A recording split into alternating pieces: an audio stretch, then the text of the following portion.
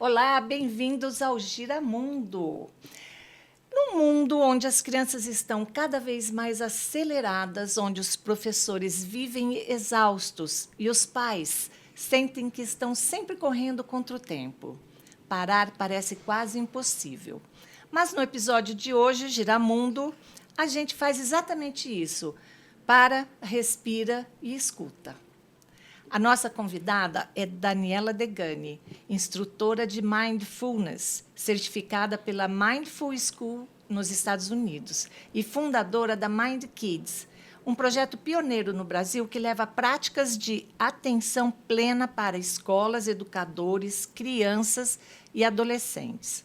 Ela é, inclusive, a única mulher brasileira certificada pela Mindful School para aplicação em escolas no país e já impactou mais de 3.000 educadores em mais de 50 instituições de ensino.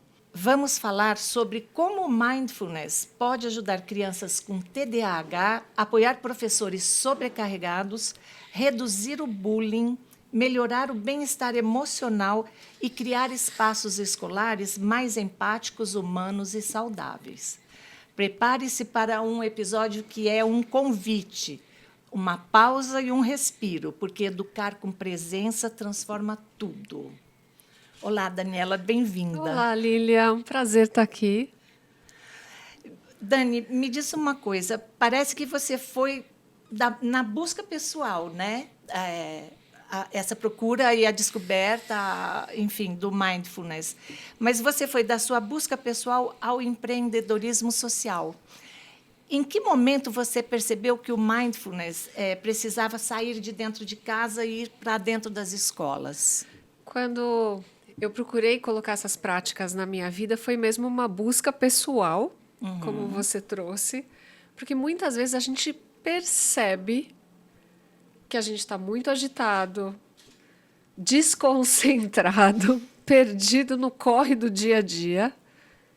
Sabemos da importância de aquietar, de acalmar o corpo, a mente, do poder que o foco traz na hora de realizar qualquer tarefa. Sabemos disso.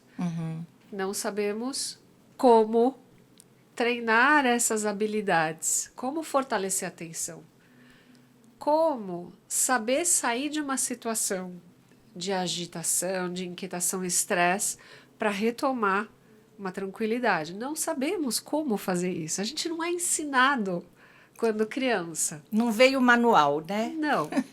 Eu brinco que a gente vem com um sistema nervoso.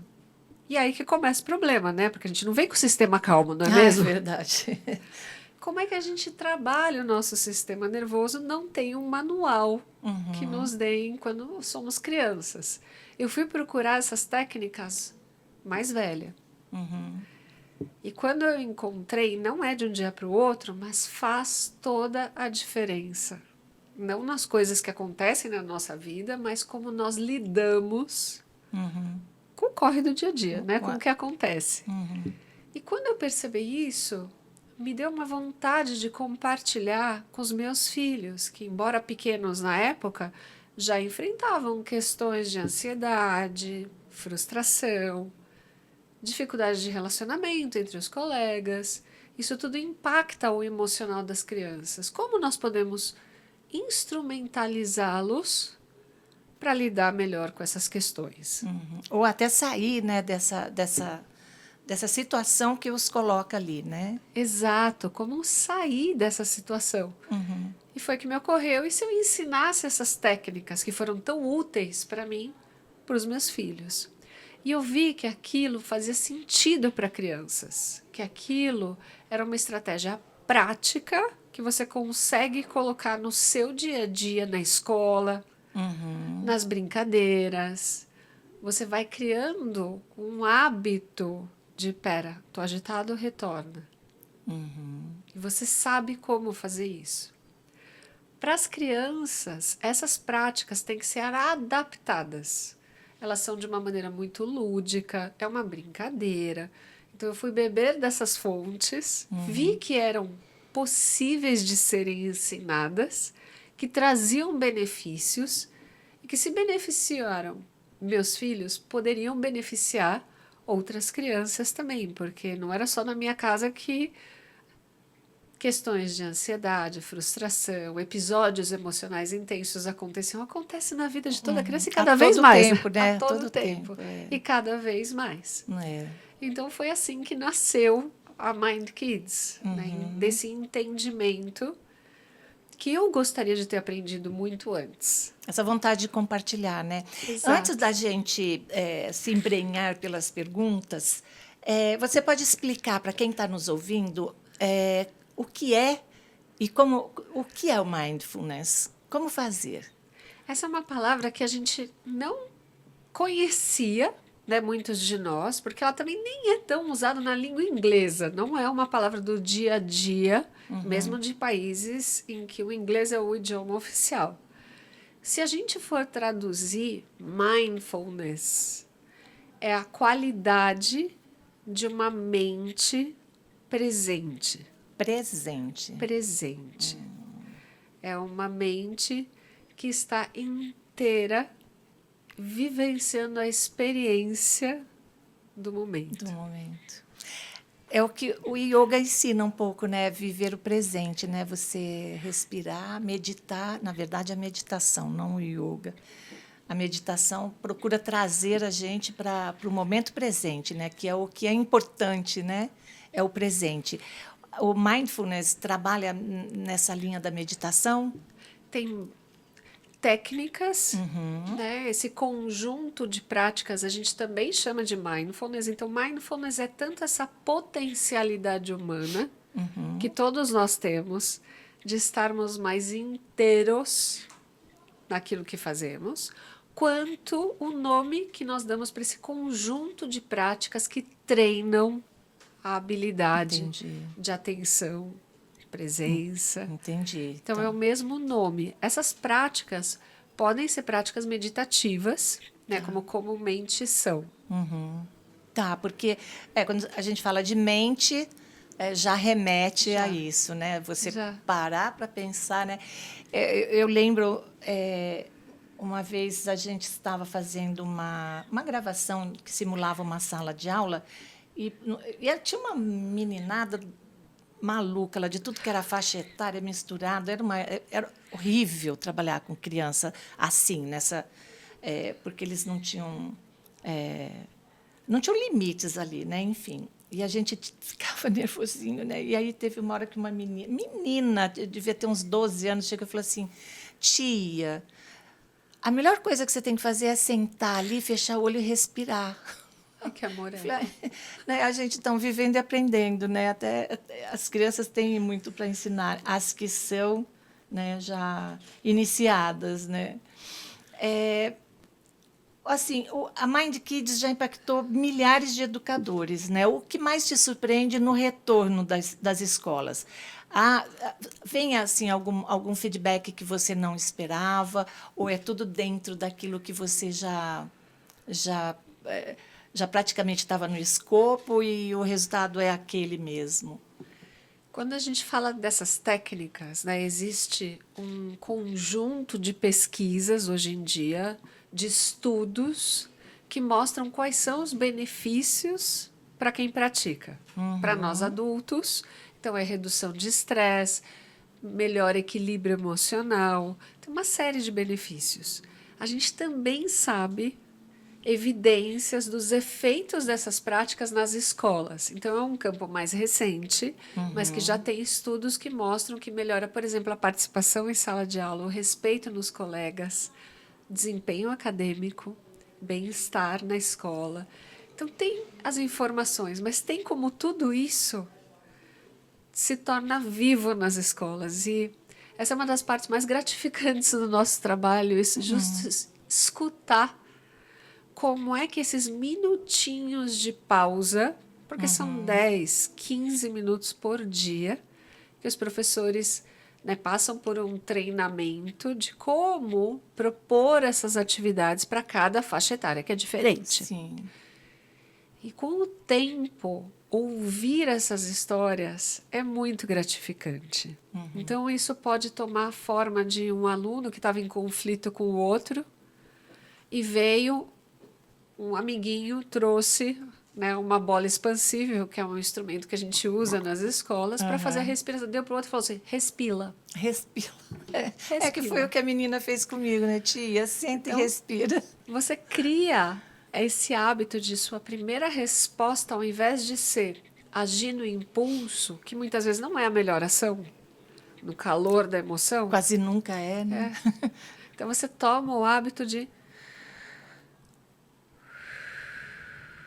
deixa eu respirar umas 3 vezes para permitir que o meu sistema nervoso se organize.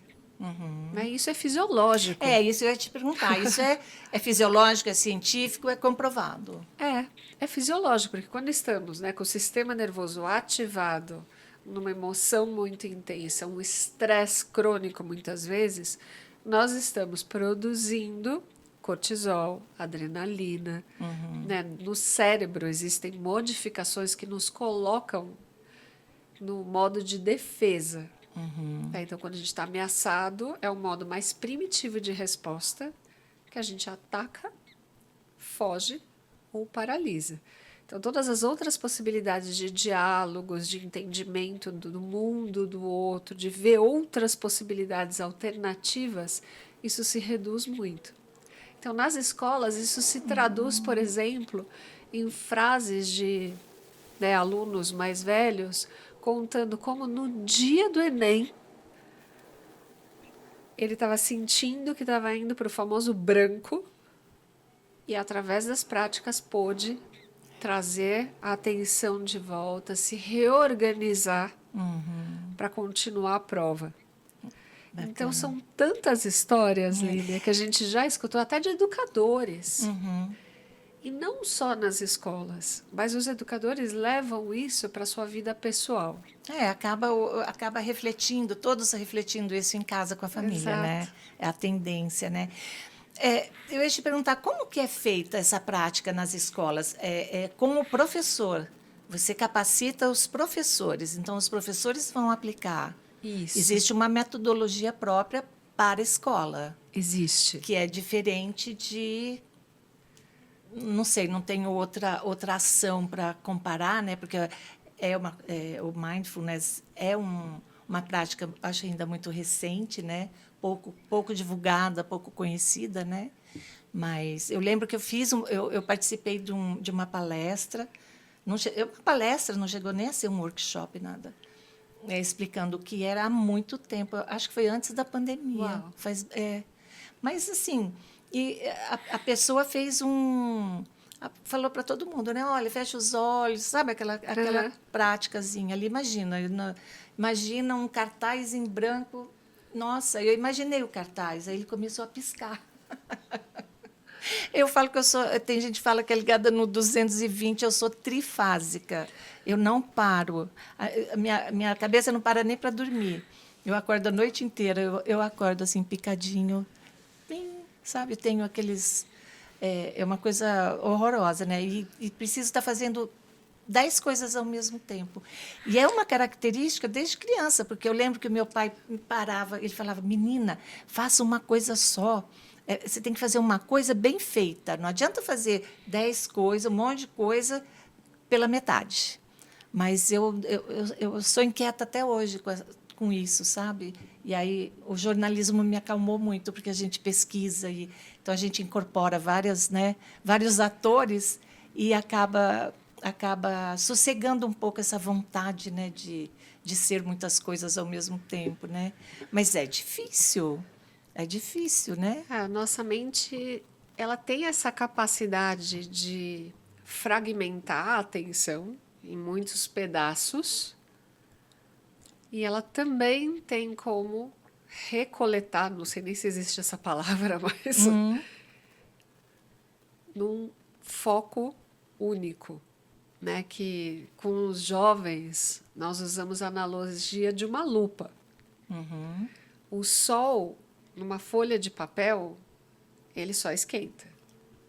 Se eu coloco uma lupa, ele concentra os raios de sol, ele pode até queimar a folha de papel. Com a nossa atenção, a mesma coisa. Nós fragmentamos, inclusive, as redes sociais, as mídias digitais, elas estão favorecendo com que eles estão treinando a nossa mente para que nós mudemos de assunto muito rápido. E aí, quando nós precisamos prestar atenção, né, sustentar a atenção em um só ponto por um tempo, a mente está desabituada. E aí é um desafio enorme, né, ler um livro, por exemplo, que não era há tempos atrás, mas hoje é porque você precisa sustentar a atenção em um só ponto. Mas a boa notícia é que a atenção é como um músculo. A gente treina e fortalece, desde que nós tenhamos as ferramentas corretas. Né? Da mesma forma que a gente usa o exercício físico para treinar a capacidade do músculo se fortalecer, as práticas de mindfulness são um exercício, um treino da atenção, da presença. Né? Então, muitas vezes a gente, claro, tem predisposições, né? Tem pessoas que nascem com uma maior capacidade de se concentrar e outras menos. Independente, é uma habilidade. E como toda habilidade, a gente treina. Então, quando nós praticamos mindfulness, nós decidimos prestar atenção em um só ponto. Por exemplo, a respiração, mas tem várias possibilidades. Então, vamos supor que a gente decidiu prestar atenção na respiração. Uma, duas. Lá para a terceira, quarta, já começa a vir umas ideias na mente, né? Assim, o que eu vou fazer depois? A lista do supermercado, qualquer coisa. Tudo bem. Os boletos. Os boletos, tudo bem. Na prática, o que a gente faz? A gente percebe a distração em algum momento. Fala, pera, eu tinha que estar percebendo a minha respiração e estou distraída. Quando isso acontece, é um momento chave da prática. Porque aí a gente relaxa e redireciona a atenção para a respiração. Fica lá mais um pouquinho, se perde, volta. Esse é o treino. Então, muitas pessoas abandonam a prática de mindfulness por achar que é muito difícil, porque elas não conseguem ficar muito tempo prestando atenção na mesma coisa. Mas o ponto não é conseguir, é treinar. Entendi. É perceber a distração e trazer a atenção de volta. Perceber a atenção. Ela vai acontecer. Vai acontecer. Óbvio, né? Óbvio. E aí a ideia é você combater isso, né? Tentar. Você percebe, relaxa e retorna com gentileza, sabe? A chave da prática é a gentileza. Então, quando a gente se distrai e percebe que se distrai, nós temos duas opções. Ficar bravo, falar, não acredito que eu estou aqui pensando em qualquer outra coisa menos na minha respiração. Então, você pode ficar bravo, decepcionado, frustrado.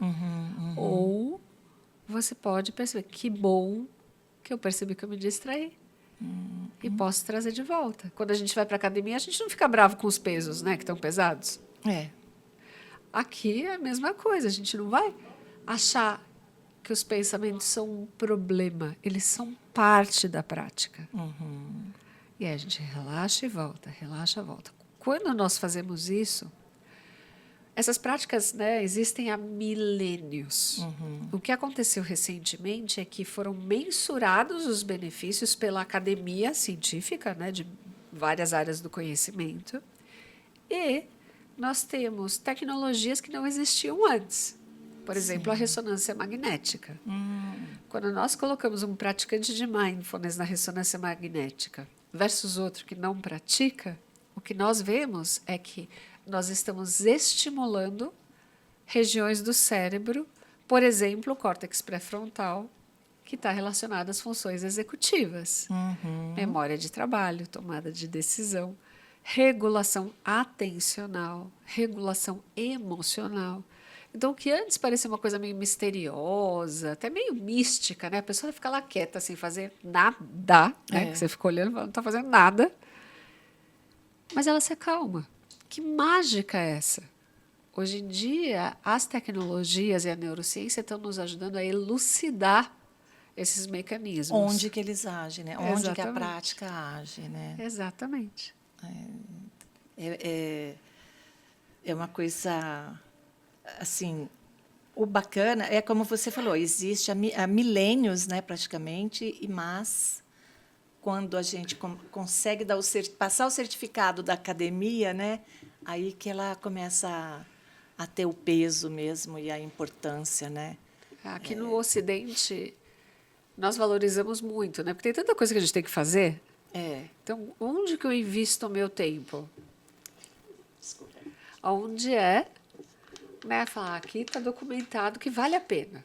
Né? Pessoas que praticam de tanto a tanto tempo por dia, por tantos meses, têm um benefício, assim. Então, tem muitos protocolos de pesquisa hoje demonstrando os benefícios. Né? Hoje nós sabemos que não há nenhuma outra técnica que fortaleça mais a atenção do que mindfulness. É a prática mais embasada cientificamente para fortalecimento da capacidade de concentração. Entendi. E Dani, como que as práticas de mindfulness ajudam no desenvolvimento, na melhora das crianças com TDAH, né? E você já presenciou algum resultado? Você já? Essa é uma área muito nova e que eu me interesso muito por esse assunto, porque, por um lado, você tem uma criança que tem uma dificuldade ainda maior do que a média de prestar atenção. Essa criança tem uma hiperatividade, déficit de atenção. Por outro, a gente tem práticas que ajudam e comprovadamente fortalecem essa capacidade de concentração, mas talvez elas sejam ainda mais difíceis para crianças com TDAH. Né? Então, por um lado, você tem uma oportunidade enorme, e por outro, será que essas crianças vão ver sentido e vão conseguir, né, vão se envolver nessas técnicas? Porque ela tem que ver por si própria. A criança Ela tem que tem vivenciar. Que entender, né? E aí esse é um campo que eu pesquiso muito. E o que se vê hoje existem pesquisas que mostram melhorias. Essas pesquisas são preliminares, mas com dados bastante promissores. Por outro, quando a gente olha as técnicas, existem adaptações que precisam ser feitas para que essas práticas sejam mais convidativas para esses alunos que têm o transtorno de déficit de atenção. Né? Então, nós, nas escolas, fazemos práticas mais curtinhas, muito lúdicas. Dentro do nosso programa tem jogos de atenção plena e diversas abordagens para que uma delas faça sentido para esses alunos. Então, as práticas têm que ser variadas, curtas e democráticas. Quase que personalizada também, porque cada um é um, né? Olha, a gente tem dentro da nossa formação um capítulo inteiro de adaptações que nós fazemos para que esses alunos se sintam atraídos pelas práticas, né? E que essas práticas sejam possíveis. Nós trabalhamos com uma escola que ela é especializada em estudantes que aprendem em seu próprio ritmo. Né? Então, tem crianças que têm alguns diagnósticos, na escola é uma escola regular, e eles fazem um trabalho incrível com essas crianças. Nós trabalhamos com eles desde 2020. Né? Então, já é uma escola hoje que é embaixadora do nosso programa, pela excelência do trabalho que faz e como isso apoia as crianças. A gente tem depoimento das famílias, você me perguntou, né, de depoimentos, de como, de repente, uma prática que poderia falar, nossa, mas meu filho tem déficit de atenção, mas como é que ele vai parar? E fez tanto sentido e foi benéfico, né, para essa criança que, se você for pensar, precisa né, trabalhar essas questões. E não é a única questão, eu sempre falo, não substitui outras possibilidades, não substitui acompanhamento de profissional da área da saúde, mas ele é um complemento, é bem importante. O mindfulness pode ser considerado uma terapia alternativa ou não? Exatamente. Eu prefiro chamar de um conjunto de práticas que tem benefícios, hoje em dia, comprovados. Né? E, de novo, não é uma alternativa. Eu não gosto de ver muito desse jeito, porque a pessoa pode achar, então eu posso substituir, por exemplo, uma medicação que eu estou tomando por mindfulness. Isso tem que ser acompanhado por um profissional da área da saúde, né? É sim uma terapia indicada, por exemplo, né, que tem eficácia hoje comprovada para reincidência de depressão. Ele diminui os casos de reincidência, mas ele não vai substituir. Substituir. Não é uma ou é isso Se a pessoa, ou se a pessoa aquilo. estiver em tratamento, óbvio, não pode abrir mão de medicamento, enfim, se tiver, Isso. né, nem a terapia por respiração, né? Não é assim tão simples, né? Não, como a gente vê, é um complemento. É um complemento, é um conjunto complemento, mesmo, é um né, de conjunto. práticas. É um conjunto, exatamente. Em vez de ser assim alternativo, deveria ser somativo. Isso, né? isso. Exatamente. Eu gostei do termo. E, Tânia, existe uma idade ideal para começar a introduzir isso em escola? Assim, a criança, né, que ela tenha condições, né, de levar a prática a termo, né? Existe uma idade ideal? Olha, o nosso programa ele foi desenhado a partir dos 3 anos de idade, é claro. 3. 3. É claro que as práticas que a gente faz com 3 não são as mesmas que a gente faz com 6. Né? Elas variam de acordo com a faixa etária da criança, mas nós consideramos a partir de 3 práticas muito simplesinhas. Por exemplo, imagina uma borboletinha pousando no seu nariz. Você vai ninar a sua borboletinha com a sua respiração. E as crianças ficam paradinhas lá, respirando. A gente fala, olha, se você se mexer muito o corpinho, a borboletinha se assusta, sai voando. Então a gente deixa o nosso corpinho bem quietinho e a gente vai ninando a borboletinha, porque afinal de contas a borboletinha está muito agitada, né? Não você, claro, a borboletinha, né? Então, ao fazer isso, a criança, por alguns breves instantes, traz a sua atenção para a respiração de uma forma muito lúdica. Com certeza. E acho que também você está construindo, de qualquer forma, você está construindo memórias nela, né? Que em algum momento lá na frente ela vai lembrar dessa borboletinha, né? Vai. E a gente chama isso de plantar sementes. Plantar né? sementes, isso. É bem essa conotação, né? E como que você acha, por exemplo, hoje, é óbvio o que a gente está vivendo em relação às redes sociais, à internet, criança que já nasce com o dedo assim, né? Elas já vêm assim, já sabe, né, que é assim que toca a coisa. Essa quantidade de estímulo, né, visual e a quantidade de informação, a quantidade de tudo, né, que chega. Você acha que, por exemplo, o mindfulness vai se fazer cada vez mais necessário para a gente meio que parar isso?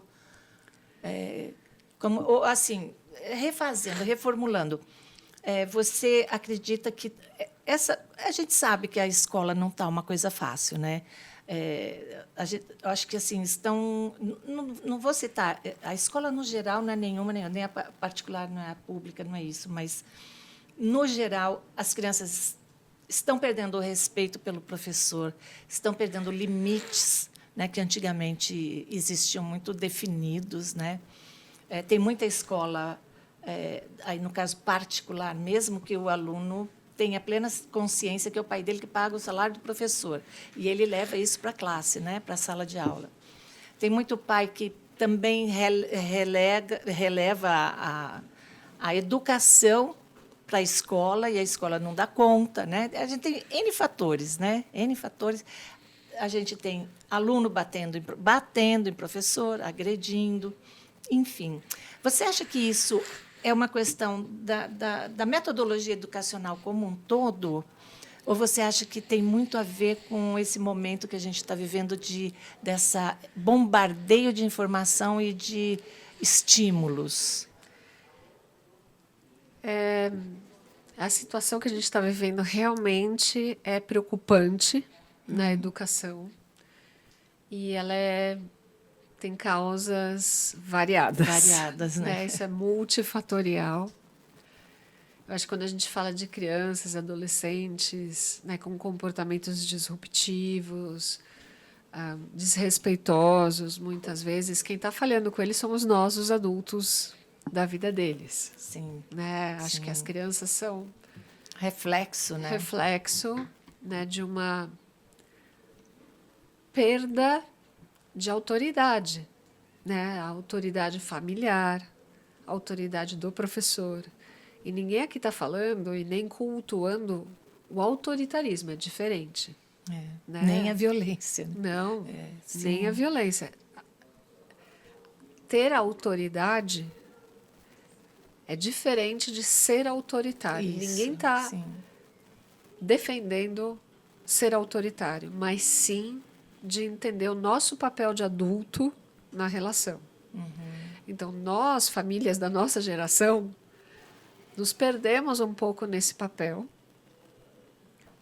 De repente, também nós sofremos uma experiência social em larga escala, sem estarmos preparados para isso, que foi a introdução simultânea do acesso de banda larga na palma da nossa mão. Que foi a introdução dos smartphones. Sei lá, talvez 15 anos atrás. E como isso impacta a nossa vida. Nós estamos sendo cobaias de um estudo de massa sem precedentes na história. Né? E como isso tem impactado também o cérebro e os hábitos e o consumo de informação dessas crianças e jovens. Né? Por outro lado, também a gente tem uma sociedade que está se polarizando, está se dividindo. E aqui não estou, de novo, nem falando que é um lado ou outro, mas é o fato. É um fato visível, né, que a gente está vivendo. Né? E tudo isso junto soma que os novos processos de aprendizagem estão sendo introduzidos e testados. Então, a gente tem várias técnicas novas, né? Mindfulness é uma delas, mas que ainda temos muito da educação tradicional que talvez não seja atrativa para esse jovem. Né? Não justifica desrespeito, não justifica nenhuma atitude disruptiva, mas sim, existe a necessidade de repensar as nossas práticas e metodologias educativas para que elas possam estar alinhadas com a evolução que a gente tem na sociedade de hoje, né? Exato. Eu assim pergunto porque já há bastante tempo a gente escuta sobre a educação, principalmente, que ela não mudou, né? O mundo evoluiu e o modelo de sala de aula que a gente tem não evoluiu. Ele é o mesmo do século XIX. Por mais que exista uma lousa digital, o mesmo modelo. É o aluno ali passivo e o professor lá na frente falando. Num mundo que a gente é bombardeado por né, imagens, informações e as coisas muito rápido, não tem professor que segure um negócio desse, né? Não tem jeito, tem que... Olha, tem jeito. Jeito tem, né? Mas isso envolve a gente rever muitas das nossas coisa, práticas. Né? E aí também há um equilíbrio. Né? Não é abandonar tudo que a gente sabe, fez e que funciona. Não é isso. Mas sim se permitir de tempos em tempos revisitar as nossas práticas pedagógicas, atualizá-las, né? Sem abandonar tudo que a gente conhece. Óbvio. Mas é um equilíbrio, né, ali. E eu acho que a gente está bem nesse meio, né? A gente está no momento de transição, né? A gente está ali. Ou população que está sofrendo, né? A gente vem muitos nasceram outro dia, mas a gente vem assim atravessou muita coisa, né? Assim em muito pouco tempo, né? Foi uma geração que vivenciou muita mudança, né? E eu acho que a gente está bem nesse meio, né? Nesse limbo dessa grande mudança que uma hora vai chegar, né? E tem que estar. Eu acho que as pessoas têm que estar preparadas mesmo. E acho que penso, né, que o mindfulness no papel dele nessa situação é uma das vou dizer práticas paliativas. Não vou dizer paliativa porque ele não está aqui só para curar um mal, né, mas para evitar que algo aconteça também, né? Exato. Vocês trabalham também com isso, né? Na questão, quando coloca dentro da escola, a metodologia prevê isso, que ele não só vai fazer o bem, lógico, para quem já está lá surtando de ansiedade, mas vai para aquele que também é normal, entre aspas, me entendam, ele vai prevenir que chegue numa situação pior, né? Existem esses papéis mesmo. É. Né? Quando nós entramos nas escolas, nós fazemos uma avaliação do bem-estar da equipe de educadores. Então, nós temos uma metodologia que ela foi apenas, né, ela já é uma metodologia validada, internacional, que é uma escala de consciência e atenção. Então, ela mede itens de bem-estar. E o que nós vemos que com as práticas nas escolas, quando a gente mede antes de fazer a formação e depois, nós temos melhorias em pelo menos uns 10 itens de maneira significativa. Por exemplo, vou dar alguns dados. A Secretaria de Educação de uma cidade do interior de São Paulo adotou a nossa metodologia, diminuiu o desgaste dos professores em 36%. Aquela sensação de estar exaurido no fim do dia, 36% menos. Legal. Assim, eu até ia te perguntar sobre isso, né? Porque o ambiente escolar ele está sobrecarregado, o professor está super sobrecarregado, Super. né? E assim, ele também é um ator nesse projeto, porque você capacita o professor para ele repassar isso para o aluno, mas ele também é beneficiado, né? É o primeiro beneficiado direto, né? Porque eu acho que ele também, estando em paz, né? Estando, né, zen, ele consegue, de repente, atuar melhor também. Não que ele tenha que carregar o peso, né, de tudo que acontece, mas são papéis que têm que ser divididos mesmo, né? A gente fala muito que na nossa metodologia o professor ele não é visto como um meio para chegar no aluno. Ele é um fim em si. E ele é o nosso principal e primeiro foco de atenção. O cuidado com esse educador, né? Que você estava falando. E nessa sociedade, né, do jeito que está, o que nos resta? Cultivar a presença, né? Retomar essa habilidade que nós temos de estarmos mais disponíveis para o outro. Porque o aluno, ele vai ter contato com o conteúdo de diversas maneiras. Sim. Mas a mágica na educação é o vínculo entre professor e aluno. Nós precisamos estar disponíveis para esse vínculo. Quantos de nós adultos não temos essa disponibilidade de energia mesmo? Sim. Né? Quantos de nós, por uma jornada exaustiva de trabalho, chegamos em casa, a única coisa que a gente quer é se jogar na cama e ficar rolando a tela de qualquer rede social. Sim. E o nosso filho talvez esteja na sala ao lado fazendo a mesma coisa. A mesma coisa, né? E aqui não é para encontrar culpado, porque assim, a gente, pai e mãe, né? E eu tenho 3 filhos, a gente já tem culpa o suficiente, então a gente não precisa de mais. Mas sim de entender que aquela energia extra, que às vezes mesmo exaustos, da gente buscar nosso filho, olhar no olho, chamar para uma conversa, essa qualidade de presença amorosa, ela é o catalisador das relações saudáveis e do aprendizado. Então, por mais que nós tenhamos tecnologias 1000 disponíveis, eu costumo dizer que o amor ensina. Sim. Porque quando o clima em sala de aula é afetuoso, o aluno se sente pertencendo àquele ambiente, Sim. ele está com o córtex pré-frontal mais disponível. O inverso é verdadeiro. Quando ele se coloca num mecanismo de defesa, ele libera neurotransmissores como cortisol e adrenalina. Quem está mandando na mente dele é o sistema límbico. E o córtex pré-frontal não está disponível. A aprendizagem não acontece. Então, o amor ensina mesmo. Mesmo, né? É real, né? Falar isso é real. É bonito e neurociência ao mesmo tempo. É. Tem uma frase de um neurocientista, que eu sou uma fã dele, que é o Richard Davidson. Ele é um grande pesquisador e ele fala: a coisa mais importante que eu aprendi nas minhas pesquisas neurocientíficas é que ternura e gentileza podem ser ensinadas em qualquer idade. São habilidades, como toda habilidade, treináveis. Aí ele fala assim, e que o clima em sala de aula ele afeta não só o bem-estar dos alunos, a saúde emocional como os resultados acadêmicos. Então, o amor, ele tem, né, a relação afetiva, o vínculo, ele tem um resultado acadêmico também. Né? A gente fala até com as escolas, isso se reverte em matrículas também.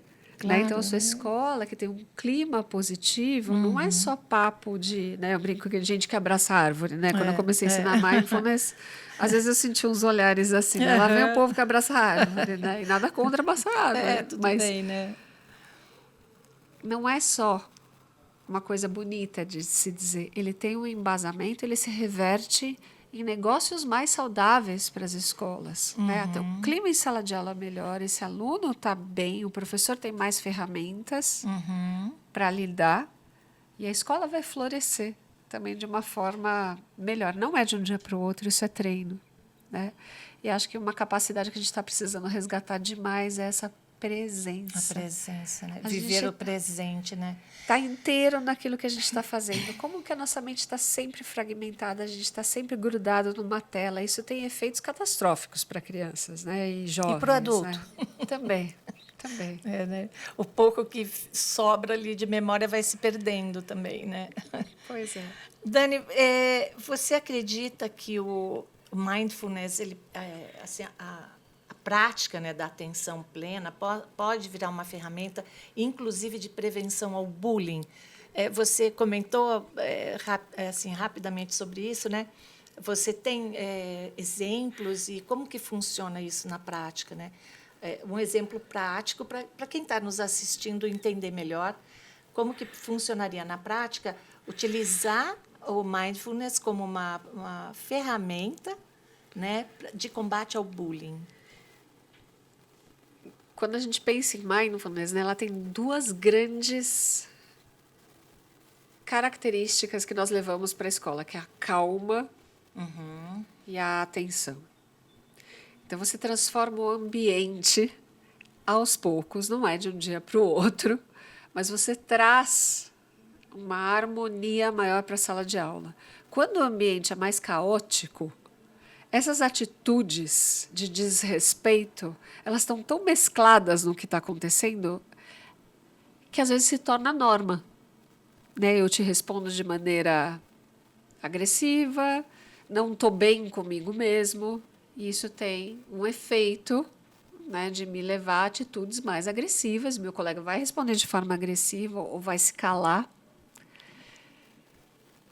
Quando a gente vai trabalhando aos poucos, entrar em contato com o seu interior, né, se conhecer, ter ferramentas de gentileza, porque quando nós traduzimos mindfulness, muitas vezes a gente usa atenção plena.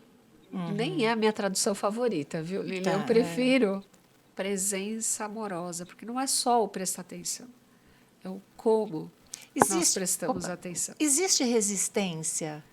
Você já encontrou resistência? Por exemplo, está fazendo a prática com um grupo e alguém ali se recusa a praticar mesmo, a entrar nessa Olha, eu acho que é sempre um convite, né? E a pessoa está aberta para aceitar esse convite ou não. E eu acho que é super possível também. Tá, mas quando você leva para uma escola o projeto, já é um projeto que foi aceito e ele está lá, vai ser absorvido da melhor forma, né?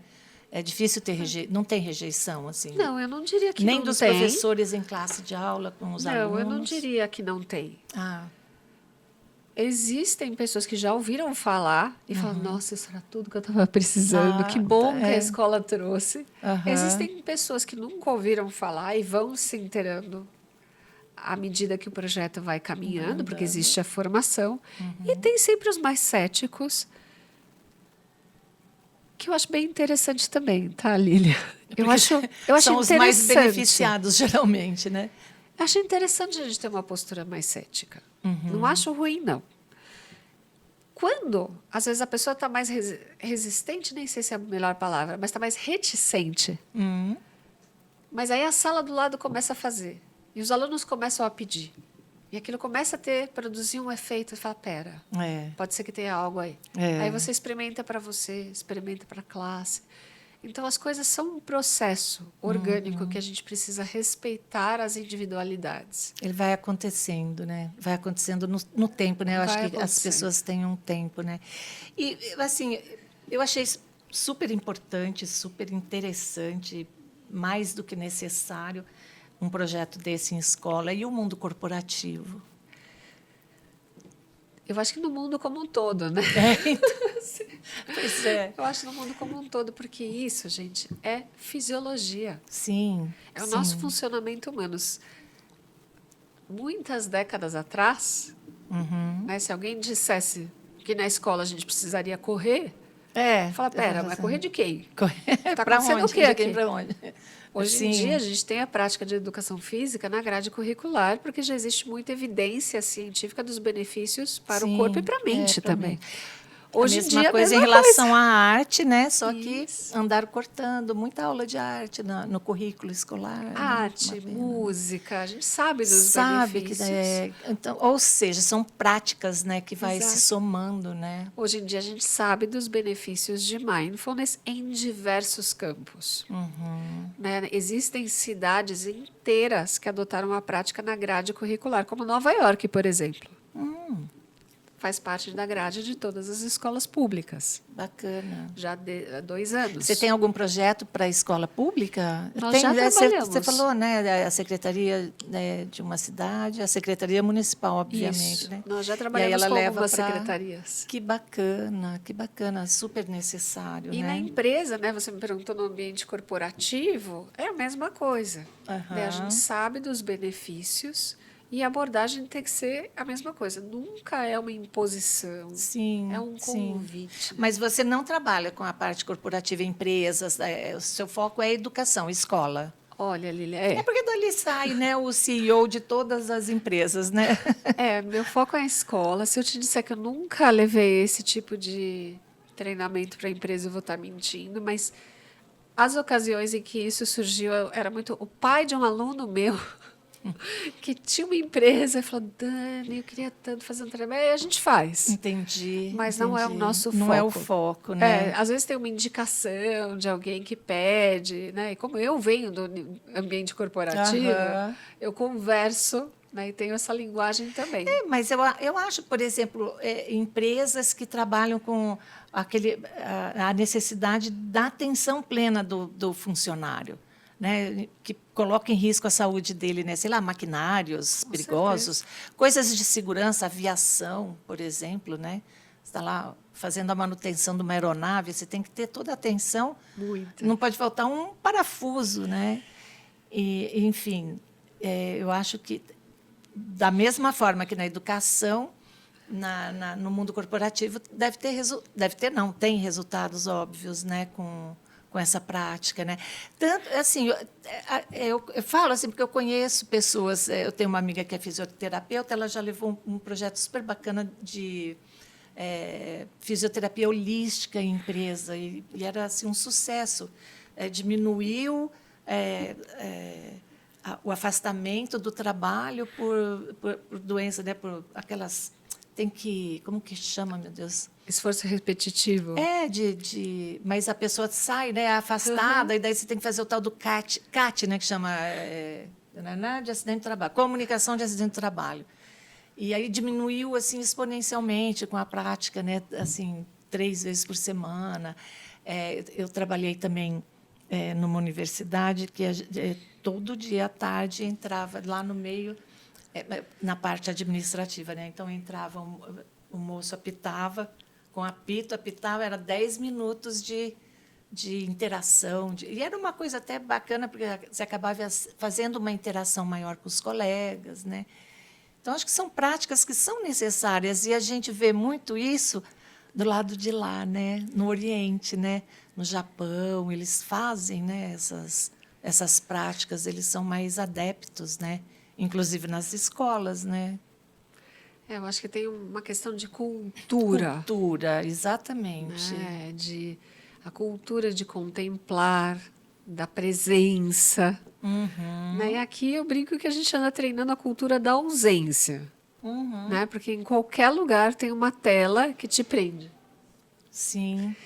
ou a tela do celular, ou até nas padarias tem sempre televisões espalhadas, a gente anda muito ausente, né? Você vê e entristece, né? A gente perder essa conexão com o mundo físico, real.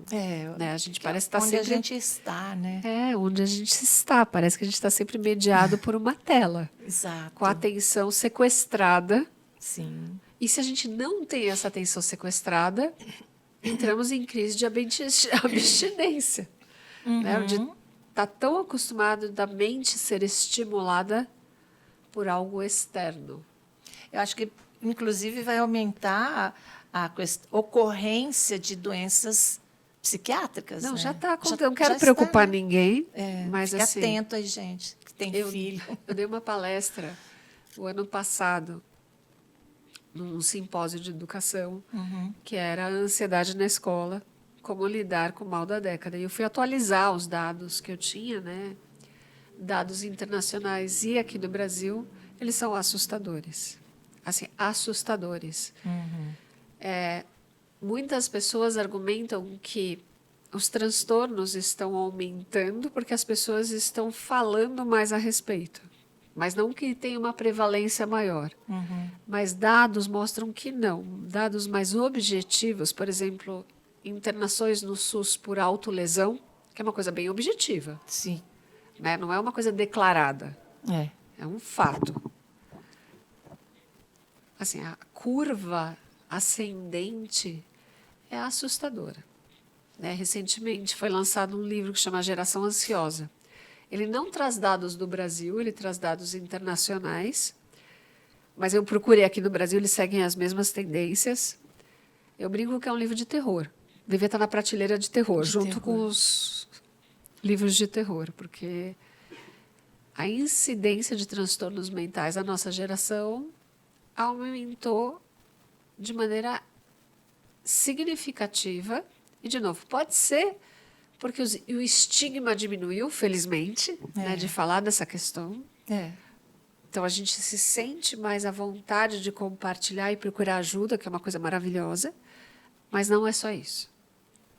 Existe um aumento Existe um real. fator, né? Existe Real. um fator que está desencadeando isso, né? Que é bem real, né?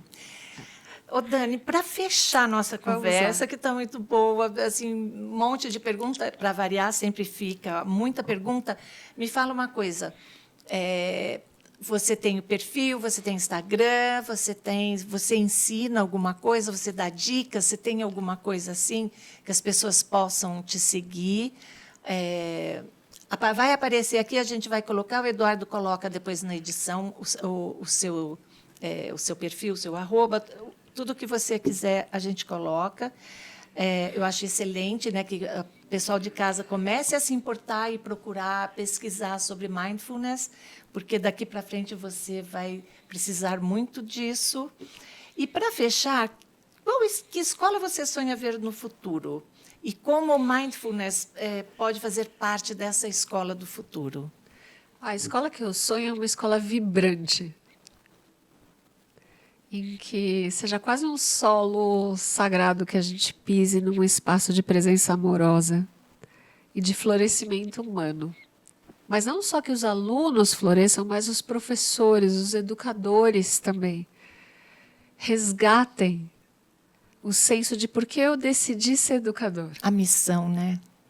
Porque existe uma vocação envolvida que muitas vezes encontra uma realidade diferente daquela que eu sonhei. Né? Então, a escola que eu sonho é onde as relações humanas são cultivadas, né? E sejam relações saudáveis de florescimento mútuo, aluno, professor e, idealmente, famílias também.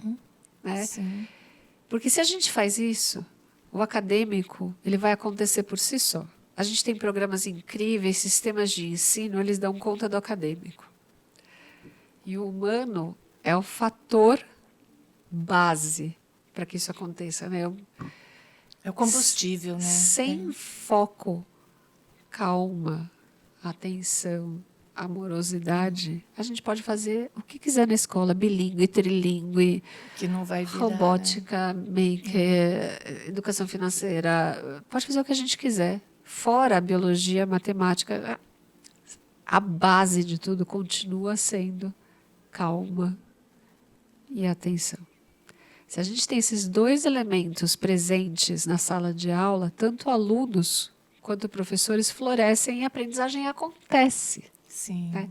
Não é mágica, não é de um dia para o outro, não é perfeito, mas é uma ajuda, né? Um combustível para que a gente tenha técnicas para cultivar calma e atenção. Além de falar, né? Porque eu brinco que a gente tem muito. Presta atenção. É uma palavra só, né? Já está virando uma palavra. Presta atenção. De mineiro, né? Veio de Minas. Eu tenho essa suposição que foi cunhado o termo em Minas. Foi. Né? Mas o presta atenção, ele aponta uma falha. Ele indica um déficit. Ele não aponta um caminho. Você precisa se acalmar. Sei. Ok, mas e aí, né? Assim, a gente precisa instrumentalizar o como. Para que essa escola que a gente sonhe fique um pouco mais próxima e não tão distante. Né? Parece estar cada vez mais distante. Parece estar essa fugindo. Tá. Dani, eu quero agradecer você pela Lília, presença. que conversa deliciosa. Nossa, dar essa palestra sobre mindfulness, né, para o pessoal que está lá nos assistindo. E olha só, gente, eu tenho que encerrar com isso daqui, ó. Você tem que aprender a respirar. Perfeito. Eu vou ter que adquirir um desse. Onde compra, onde acha? Isso é Lego, não é? Tem no Shopee? Não tem também? Deve ter. Gente, procura para você treinar a sua respiração, porque é extremamente necessário daqui para frente cada vez mais, né? Com essa correria de todo mundo.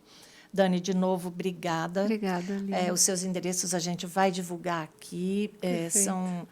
Conte com a gente para divulgar, né, os seus projetos, né, as suas vitórias, os seus feedbacks, que são super importantes também. A gente está aqui à disposição. E você que está em casa ou no carro, né, não sei onde você vai estar nos assistindo, não deixe de dar o seu like no nosso podcast e compartilhar para aquela amiga, para aquele amigo que você sabe que tem um filho que é hiperativo, que não está prestando atenção na escola. Fala sobre o mindfulness, apresenta esse podcast da Dani, explicando, né, com toda a sabedoria como é que funciona. Reivindique que a sua escola, que a escola do seu filho tenha isso como uma prática diária, né, dentro da escola, para que, como ela nos ensinou, né, com amorosidade, estando no presente, estando calmo, a educação, o entendimento, ele entra melhor na cabeça da criança.